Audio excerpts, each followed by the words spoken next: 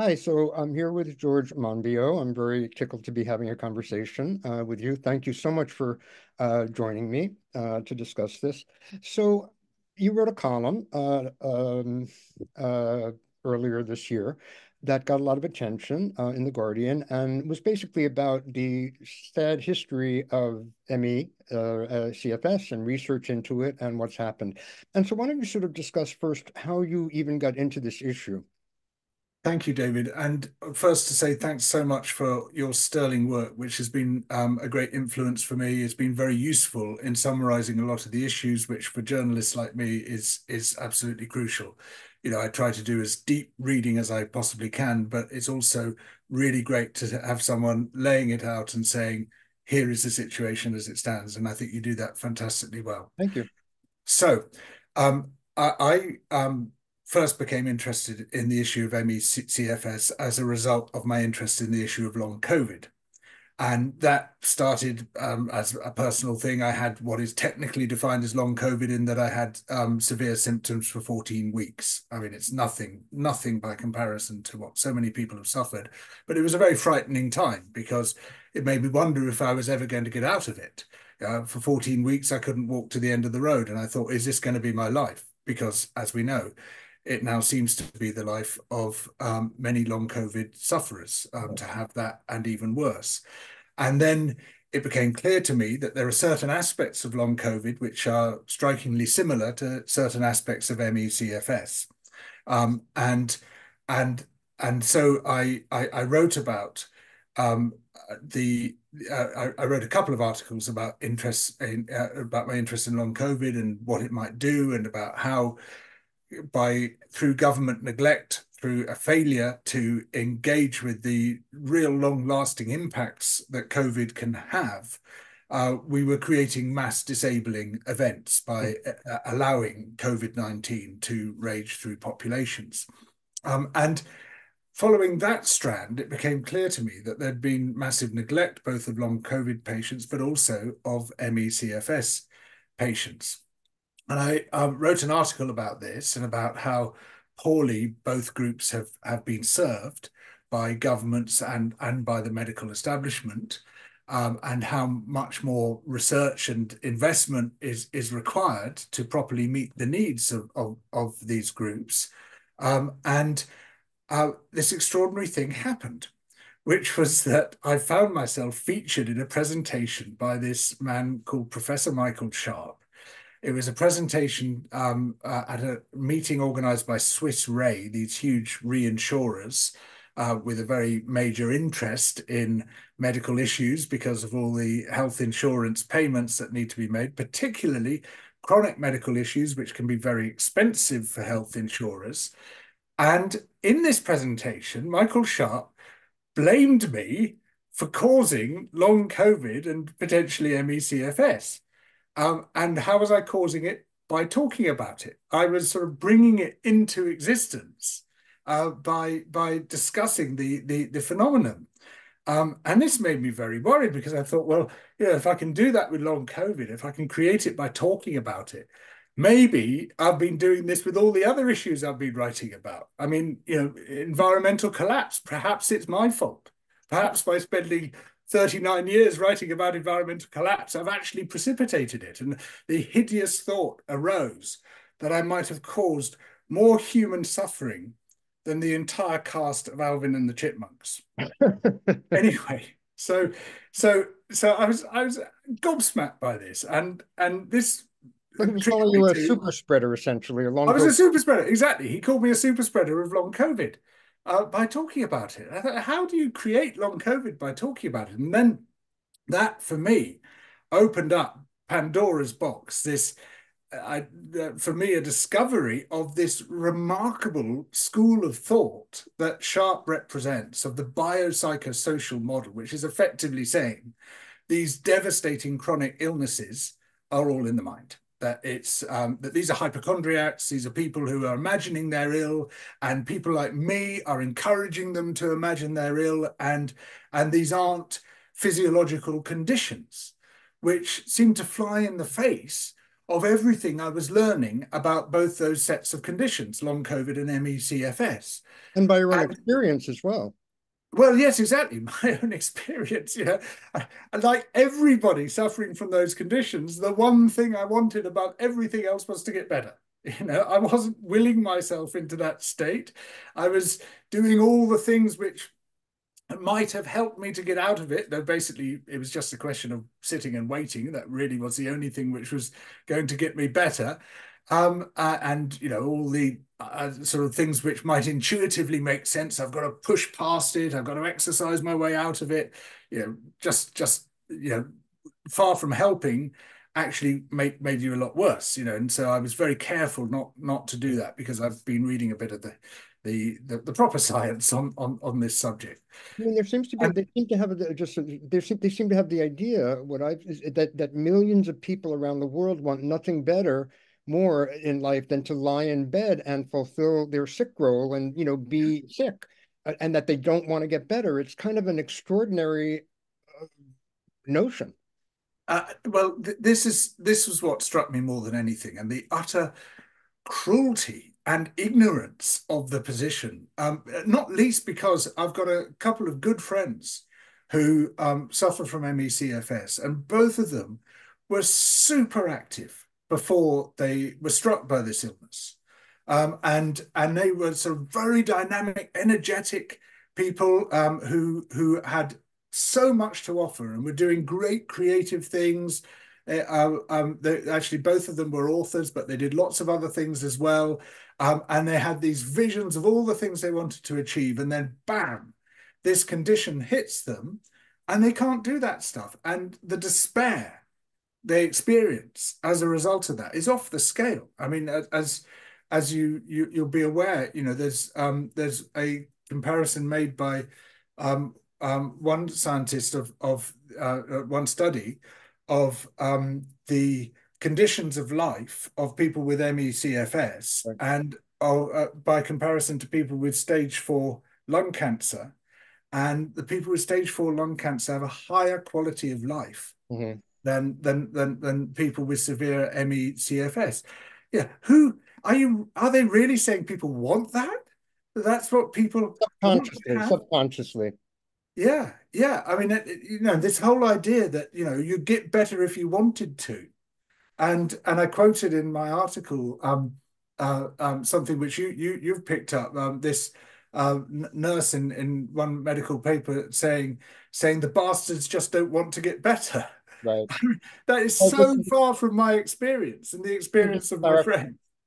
Sorry. Sometimes it sounds like it's interruption, but it's just there's a little bit of a time like that. Just to clarify that, to quote, or to explain, that's a quote from a qualitative study uh, of the people involved in delivering the intervention to very severely impacted patients. And so when they did this qualitative study, they got quotes from the people, and one of them was that really astounding one, blaming the patients explicitly for not wanting to get better.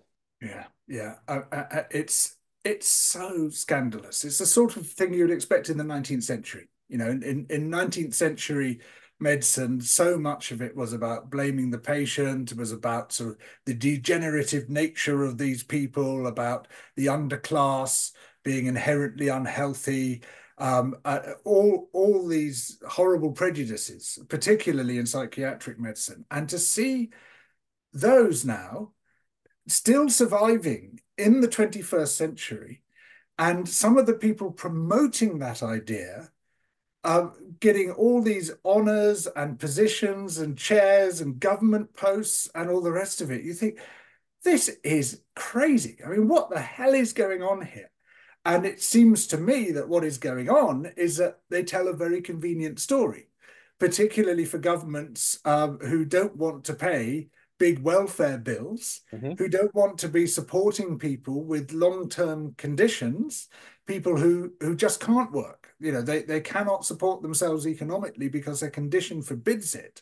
It's very much in the interests of government to deny that and to try to push them off the benefits role, and to ensure that they have to somehow fend for themselves. And so it seems that people who tell this completely false, this highly misleading story, make themselves very popular with governments, even if there is no factual basis for what they're saying. So I've always been surprised. I mean, one of the things that's kept me interested in this is sort of that point that the research is so bad, and we don't really need to talk about the Pace trial, but let's just say it's a really, I think, a fraudulent piece of work. But that it was accepted at the highest levels, published by the Lancet. Everybody in, UK, I mean, in the US too. I don't want to exclude my own country. Accepted this as quality work. Even if you look at it, I mean, it's been used in epidemiology classes at Berkeley as a case study of horrible research, and students get it and tear it apart after they look at it for a couple of weeks. So it's extraordinary to me that this emperor has no clothes, mentality kind of seems to have infiltrated the entire academic, medical, government structures of the UK. I find it completely mind-boggling. So I'm in general a great supporter of science. I feel that empiricism is absolutely essential. In fact, we see far too little of it in society, and we see far too little in the environment movement, which is my main focus. Often we're swayed by wishful thinking rather than by actual facts and numbers and research findings. The evidence which should guide our moral reasoning. But I'm also aware that in many fields, the evidence has been twisted, distorted, deliberately pushed in a particular direction by commercial imperatives or by political imperatives. And we've seen a long history within science of false results or false findings driven by commercial or political interests. And it's a very dishonorable history. And it's one that all good scientists seek to distance themselves from, as indeed you do yourself. And it's not to diss the principles of science, and it's not to diss the importance of science, to say that sometimes science is done very badly. And sometimes being done very badly is not just a simple mistake, but it can be consciously or unconsciously as a result of certain pressures. And in this case, it's clear that science has been done spectacularly badly and continues by some people to be done spectacularly badly. And it gets harder and harder to see that as an honest mistake. What do you think then? Let's bring this maybe to the role of the Science Media Center in London in disseminating this, and the journalists who are sort of parrot the Science Media Center line as it has been on this. They've gotten a bit better, I guess, in recent years under the onslaught of new research. So, I mean, you previously had looked at the Science Media Center many years ago, and so I don't know if you've looked yet at their role in this particular instance, but I'm just curious what you think about that and how they've performed generally. Yes, it's an extraordinary thing that the Science Media Centre is treated as a respectable organisation, even part of the establishment. They arose from this utterly bizarre group called the Revolutionary Communist Party, which was founded in the late 1970s at the University of Kent by a group of people centred around a man called Frank Furedi, a teacher at the University of Kent, who is now working for Viktor Orban, the Oh, nice. Hungarian far-right autocrat. And this was always a far-right movement, which very cleverly disguised itself as a communist movement. It's a really bizarre, weird 1970s groupuscule, but with a sort of history of endless splitism and internecine warfare and stuff. But they hit gold when they realized that they could smuggle this sort of far-right agenda into the left simply by saying, we belong to the left, we're communists. And it caused utter chaos and confusion on the left. And it was highly effective at disrupting and disturbing left movements. It's a sort of devious tactic which Steve Bannon and Dominic Cummings and people like that have gone on to develop.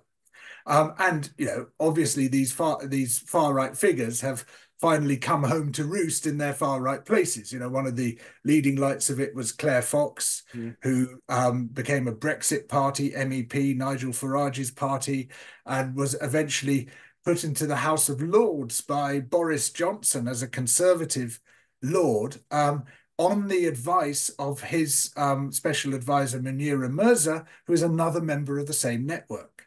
And they've been very clever, very effective at the long march through the institutions. What they've done is to apply a Trotskyite and Gramscian approach to taking power, but on behalf of the far right, as opposed to on behalf of the far left.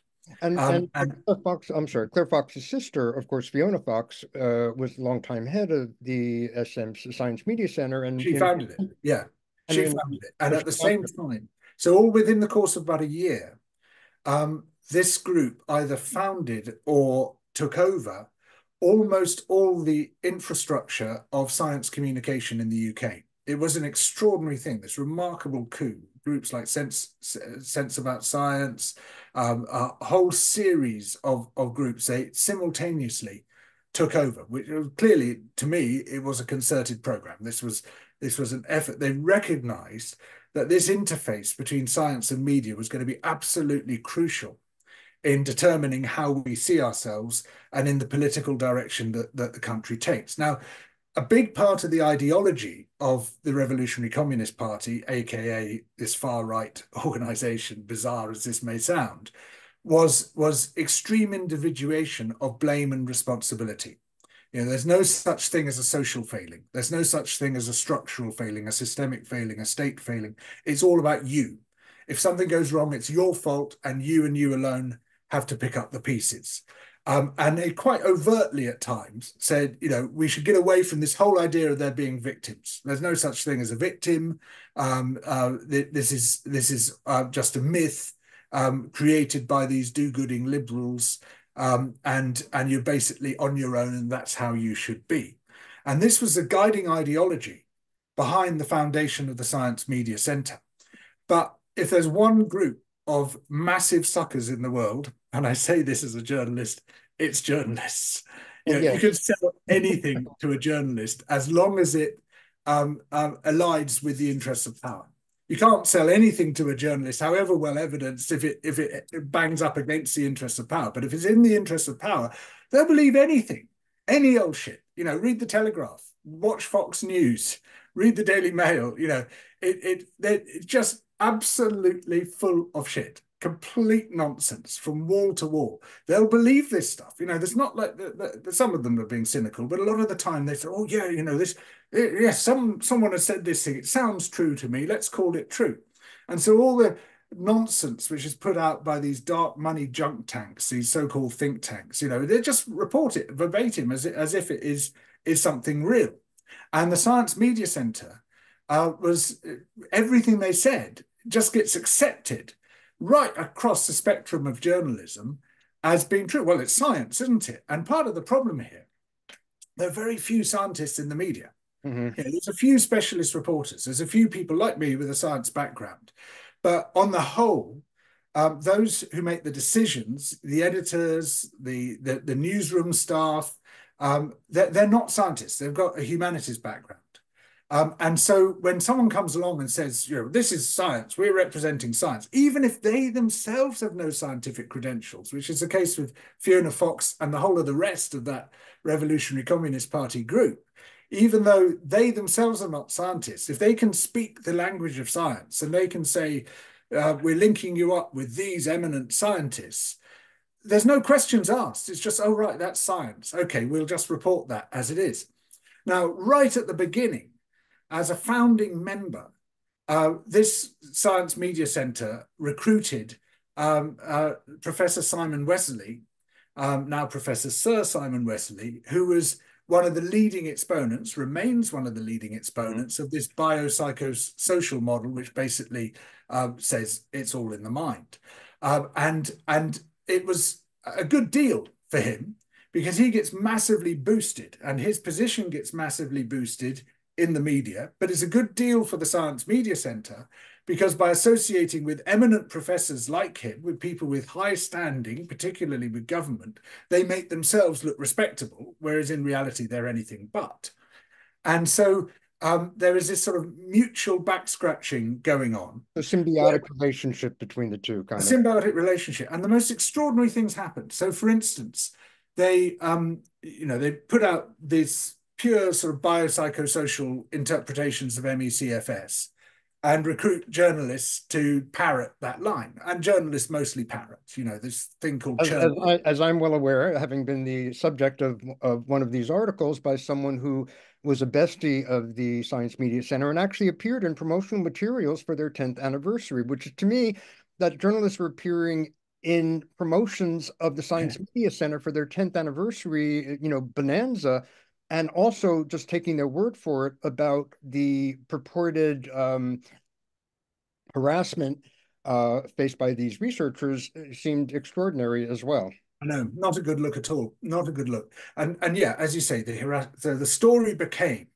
not MECFS patients are being very badly served by the current state of medical science, which is obviously the story. Anyone with any proper journalistic instincts would immediately see that is the story. Instead, the story became these poor, hard done by scientists are being threatened and abused by ungrateful MECFS patients. And it's like, well, okay, maybe some people sent some bad emails, Yes. and we shouldn't ever do that. There should never be. Let's acknowledge that that undoubtedly happened and that there were undoubtedly unpleasant emails or phone calls or things that happened from a very tiny cohort of, Yeah. troubled patients. And to be honest, it happens to all of us. During the Iraq War, because I was very much against the Iraq War, I got a death threat at least once a day throughout the entire period, immediately following, during, and immediately after the first invasion. And I mean, these were very lurid death threats often. I didn't take any of them seriously. I mean, generally, most of the people writing to me lived in the Midwest and couldn't put Britain on a map if they tried, Mhm. didn't possess passports, and if Oh, they our were writing Midwest, to you me, mean? what's that? Our lived in the Midwest, did you say, or the Mideast? Yes, yeah. Our Midwest, yes.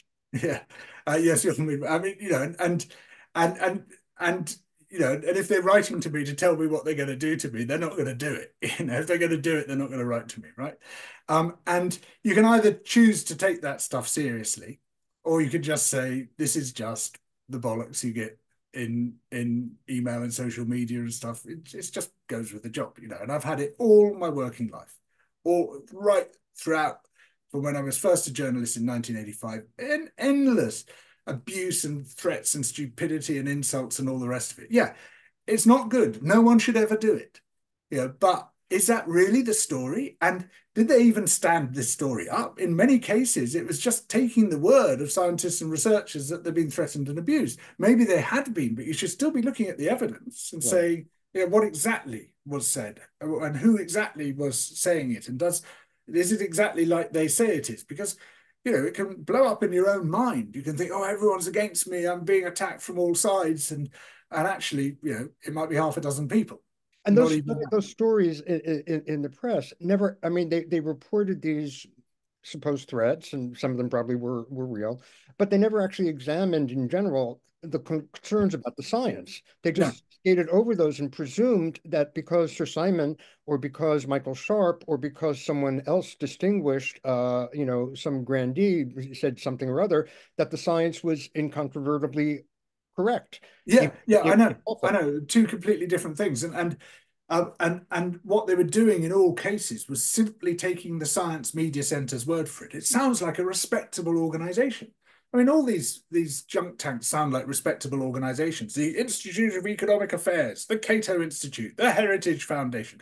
They're all just founded by, dark money, very dodgy people with dodgy agendas. But they give themselves a grand name, and journalists say, "Oh, yes, that's obviously a very serious, respectable organisation." And so they just copied it. They just copied what they were saying. And then the most amazing thing is this journalist from the Today program, who basically just repeated verbatim what the Science Media Centre was saying, was put forward by the Science Media Centre for a major journalism award, Yes. UK Press Gazette award, and he won it. just for reciting their claims. And And they, sorry, then oh, sorry, they recited in their sort of a 10-year whatever account, oh, we gave him this story, then we nominated him for the award, then he won the award. yeah, they were completely open about it. It's like, so hang on a moment, something's very wrong here. And then they boasted also about how they put Sir Simon Wesley forward for the first John Maddox Award, which was set up by their sister organisation, Sense About Science, which was set up also by members of the Revolutionary Communist Party. So they put him forward for that award, and he wins this award. And then everyone, all the journalists say, oh, wow, he's won the Sir John Maddox Award. Sir Simon Wesley has won the Sir John Maddox Award. This is ultra respectable. These are knights of the realm. These are good people who cannot be challenged. And he won That's how the it works. award. He won the award specifically because of his standing up for science against, horrible activists who were challenging him. Okay, Exactly. I think we've seriously covered the Science Media Center. I'm curious what the reaction to your piece was, your recent piece, and how what you experienced from the reaction, and what you're thinking of doing next. Sure. So the generally a massive and very supportive reaction from ME/CFS patients and those who advocate for them, um, who have been so badly served by the media. There have been so few people who have said, actually, this is a greatly neglected and abused community of patients who are just not receiving the care that they deserve. They're not receiving the research and development, the investment, which this condition merits. There's a huge number of them, and they are suffering massively, and yet that is just not being heard. And so I think there was a lot of people were very glad to see that article, and they expressed that gladness, which made me happy because you always want to try to do something useful, and as a journalist, you're never quite sure whether you're speaking into a void or not, and whether you're actually helping things to get better or not. And so that was good to see. I was really struck by how muted the pushback was. I was too. Yeah, I was expecting that whole sort of Wesley Sharp Science Media Centre brigade to really pile in. But I think they've realized the jig is up. I think they're now seeing that, you just can't keep pushing this bullshit any longer. And, it was because of the expert advice I got from several people, yourself included, who are all experts in the field, and I'm evidently not, I'm just a journalist, but who were, very carefully guided me and say, no, because there were one or two things where I thought, oh, I'll call it this, and you realize that's the wrong term. You can't, if if you say that they're calling it for instance, calling it a real illness or not a real illness. Of course, psychological illnesses, as you and others pointed out, are real illnesses, but physiological illnesses are not the same as psychological illnesses, or sometimes they overlap, but sometimes they're entirely separate. And so, getting the terminology right, clearing up some of my confusions, you and others were extremely helpful in that. And I think because we nailed it down, there was really no room for picking up specious points, saying he's calling it this when it's actually this and stuff. They had no room for maneuver, and that seemed to me from the responses very clear that there was nowhere they could go with this. And so they had this sort of very limp and muted response to it, because if they'd said anything else, they would have been so blatantly in conflict with scientific principles that they would have made life much harder for themselves than it was already. To clarify the point about, real or not real illness, they really rely a lot on this. Their part of their pushback is always, if you say this is physiological, obviously, they say, why are you denigrating mental health? Why are you insulting people with mental health? And it's such a red herring. Nobody seriously has questioned whether mental health issues are completely horrible and just awful experiences, and actual awful illnesses and diseases. Nobody's questioned that, but they take that and that's their pushback, and it's just ridiculous I and know. insulting. Well, and also, of course, many people with ME/CFS do have very serious mental health issues. Why wouldn't they? I mean, if I were bedbound or even housebound, it would very seriously impact my mental health. Especially if Being nobody able to, believes you. what's that? Especially if nobody believes that Well, you're exactly, an actual exactly. I mean, there illness. was this Swiss study I cited in the piece, I found in the literature, which showing that the sort of greatest driver of suicidal ideation amongst ME/CFS patients was not being believed, was being gaslit Mhm. by people who were telling them this, you're just imagining all this. This is a psychosomatic condition. How much do you think that the long COVID situation has impacted perceptions of ME/CFS and perhaps brought more attention to it and to the fact that, there is such a thing as post-acute Mm. viral illness that Yeah, is something yeah, that happens after yeah. all viral illnesses and is not, an exclusive and should not be a surprise that it's happening now. No. Well, I can think of my own experience because, until COVID came along, I had taken a binary view of infectious disease. It's something which either kills you or you get better. It's one or the other, and you get better and then everything's fine and life carries on as it was before. If you don't get better, you die and then things are different. That was how I saw it.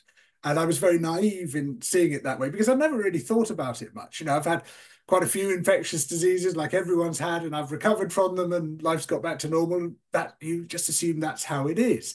But I think a lot of people, as a result of long COVID, either having it or knowing someone who has it, and many, many of us know lots of people who have it, or hearing a lot more about it in the media, began to recognize it's not as simple as that. There is recovery, there is death, but there's something in between, which is not recovering.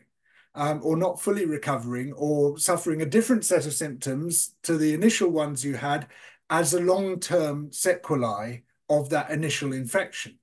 And so I think quite a lot of people have undergone that change in mindset, which I undergone, of recognizing that this is a lot more complicated than the sort of popular misconception of how infectious disease operates.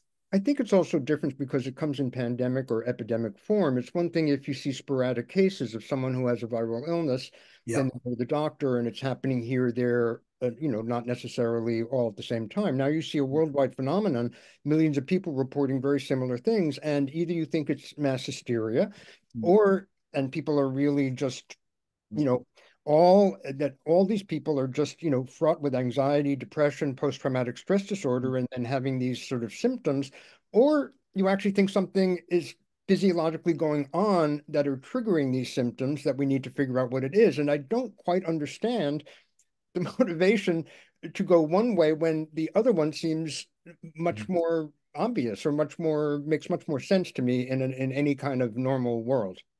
Well, look, as I've got older, I've begun to understand more and more how we our moral boundaries are not created entirely by rational decision making, and how we're influenced by deep themes, what the brilliant cognitive historian Jeremy Lent calls root metaphors, of which we might be completely unaware. Deep cultural themes. And I'm sorry to say that one of those is misogyny. And one of the very striking characteristics of both ME/CFS and long COVID is that it disproportionately affects women. Both those conditions disproportionately affect women. And there's a very long tradition in medicine, but also in wider culture, in history going back many centuries, of a disbelief in women, of not believing what women tell you, not believing the symptoms that women might have, not believing the suffering that women might be undergoing. Medicine's always been, or until recently, has been super male dominated, and that luckily is beginning to change. I mean, still, obviously, there's some way to go. Politics, mainstream culture has always been super male dominated, except in a few instances in a few societies. And that legacy is with us still. And what we've seen in the history of scientific reporting on ME/CFS is some deep misogynistic strands. not believing in it because it is largely women who suffer from it. Therefore, it must be a hysterical condition. And it must be all in the mind because women aren't rational. Women can't reliably report their symptoms. Women really, they don't actually know what's going on in their own bodies. And this whole sort of long-term denigration of women's experience and disbelief in women's experience, I think, often subconsciously, often entirely unconsciously, still guides some decision making, even at the highest levels. So we've talked for a while, and I would like to keep Yeah. these relatively short. So just the final thing, what comes next for you in this line of reporting? So I want to properly investigate the role of the Science Media Centre. I touched on it very briefly. It brings together these two strands of interest for me because, as you say, way back in the early 1990s, I'd started investigating this Revolutionary Communist Party group and the false claims it was making and the devastating impacts it was having on environmentalism because it had managed to populate the media with claims that it was all imaginary, there's no such thing as an environmental crisis, etc., etc. And so it brings together that interest with my more recent interest in ME/CFS, long COVID, and the denialism and minimization that has been pushed by the Science Media Centre is very much of a piece with the issues that they'd pushed going way, way back. So I want to look more closely at that and at how journalists are just such total suckers for these narratives and how we ought to, excuse my language, just grow the fuck up and actually be led by the evidence, not by what people with impressive sounding names are telling you. I will look very much forward to that further reporting. And anything final you want to say before No, I that's record? great. It's a great pleasure to talk to you, David. I mean, I guess the one last thing I want to say is, look, we can theorize all this, but there are very large numbers of people suffering to an absolutely outrageous extent. Most of them women, not all of them, of course, often with very long-term conditions which have absolutely horrendous impacts on their well-being. And the fact that this is not one of our very top medical priorities is itself a massive scientific scandal. I would agree. And thank you very much.